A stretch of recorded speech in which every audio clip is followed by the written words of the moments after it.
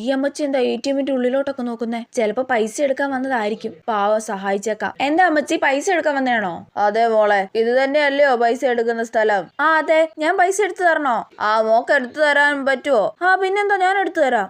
ആദ്യം അമ്മച്ചിയുടെ കാർഡ് ഇതിന്റെ ഉള്ളിലോട്ട് ഇടണം. ഇന്നാ മോളെ ഇട്ടോ. അതെ, ഒടിച്ചേക്കല്ലോ കേട്ടോ. ഇല്ല, ഒടിയത്തൊന്നുമില്ല. അമ്മച്ചി, ഇനി അമ്മച്ചിയുടെ രഹസ്യമായിട്ടുള്ള നമ്പർ ഉണ്ടല്ലോ, അത് വേണം. ഇതാ മോളെ, ഈ പേപ്പറിലെ ഉണ്ട്. എത്ര പൈസ അമ്മച്ചി എടുക്കണ്ടേ?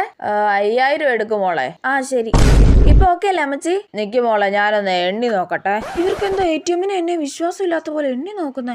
മോളെ, ആ രഹസ്യ നമ്പർ എഴുതിയ പേപ്പർ എനിക്ക് തിരിച്ചു തന്നായിരുന്നോ?